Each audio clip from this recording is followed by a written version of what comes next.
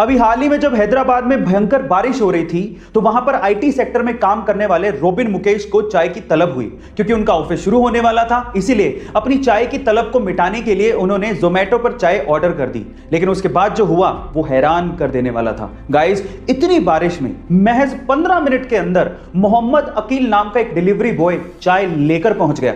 जब रोबिन ने अकील को देखा तो वो पूरी तरह से भीगा हुआ था। इतनी मेहनत देख के रोबिन ने अकील के लिए फंड रेज करना शुरू किया और देखते ही देखते 73,000 रुपया इकट्ठा हो गया, जिसमें से 30,000 रुपया एक अमेरिकी महिला ने डोनेट किया था। गाइस, अब इतनी मेहनत अगर कोई करेगा तो ये इनाम तो बनता ही है। हमें भी इन डिलीवरी बॉयज की हमेशा रिस्पेक्ट करनी चाहिए, जो कि बिना मौसम देखे आपके पेट की भूख मिटाते हैं। गाइस, आपको ये जान के कैसा लगा कमेंट सेक्शन में जरूर लिखेगा।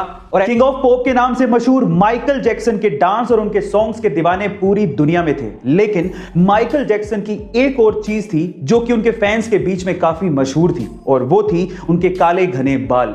लेकिन उनकी मौत के 10 साल बाद आई उनकी ऑटोप्सी रिपोर्ट में जो खुलासा हुआ वो आप लोगों को चौंका देगा। उनकी ऑटोप्सी रिपोर्ट में यह खुलासा हुआ है कि माइकल जैक्सन के सिर पे एक भी बाल नहीं था। वो जब भी पब्लिक अपीयरेंस और परफॉर्मेंस के लिए जाते थे तो वो सिर पे विग पहनकर जाते थे। गाइस, ये चकाचौंध भरी दुनिया अंदर से कितनी काली और गहरी है ये कोई नहीं जानता। क्या इसके पहले तक माइकल जैक्सन का ये राज आप जानते थे? कमेंट सेक्शन में जरूर लिखेगा। गाइस, जब भी इंडिया में दोपहिया वाहन यानी कि टू व्हीलर्स की बात आती है तो इसमें टीवीएस मोटर्स का नाम जरूर लिया जाता है। पर मेरा सवाल ये है कि टीवीएस मोटर्स में टीवीएस का मतलब क्या है और ये कहां से लिया गया है? चलिए आज मैं आपको इसके बारे में बताता हूं। टीवीएस मोटर्स में टीवीएस लिया गया है टीवीएस के फाउंडर के नाम से। अब इसकी फुल फॉर्म क्या है? टी का मतलब है तिरुपुरुगुडी, वी का मतलब है वेंगरम और एस का मतलब है सुंदरम। अब ये सुनने में थोड़ा सा साउथ इंडियन नाम लग रहा है ना?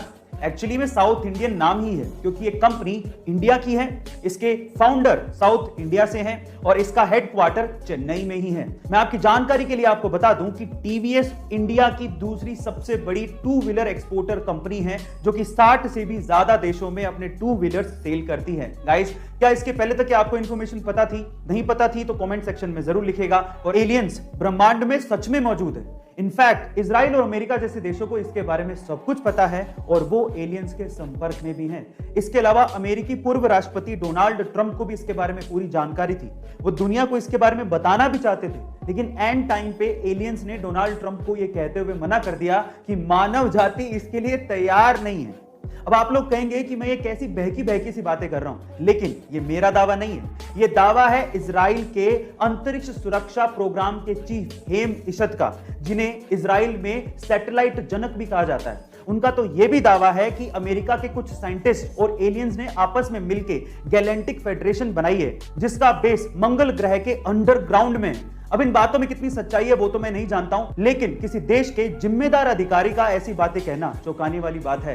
गाइस, आपका इसके बारे में क्या ख्याल है? कमेंट सेक्शन में जरूर लिखेगा। और मरने के बाद एक मां अपने बच्चे को जन्म दे सकती है? अब आप लोग कहेंगे कि कैसा सवाल है, ऐसा थोड़ी पॉसिबल है, लेकिन ये पॉसिबल है। एक प्रेग्नेंट महिला मरने के बाद भी अपने पेट में पल रहे बच्चे को सक्सेसफुली जन्म दे सकती है। पर सवाल यह है कि यह होता कैसे है? तो डॉक्टर्स और साइंटिस्ट इसके पीछे यह तर्क देते हैं कि अगर किसी महिला की मौत उसकी प्रेगनेंसी के दौरान या फिर डिलीवरी के दौरान हो जाती है और अगर बच्चा मैच्योर्ड है तो मरने के बाद बॉडी में बनने वाली गैसेस इतना ज्यादा प्रेशर पैदा करती हैं कि बच्चा शरीर से बाहर निकल जाता है। गाइस, इसी को ही कॉफिन बर्थ कहा जाता है। अब हमारे लिए ये किसी चमत्कार से कम नहीं है।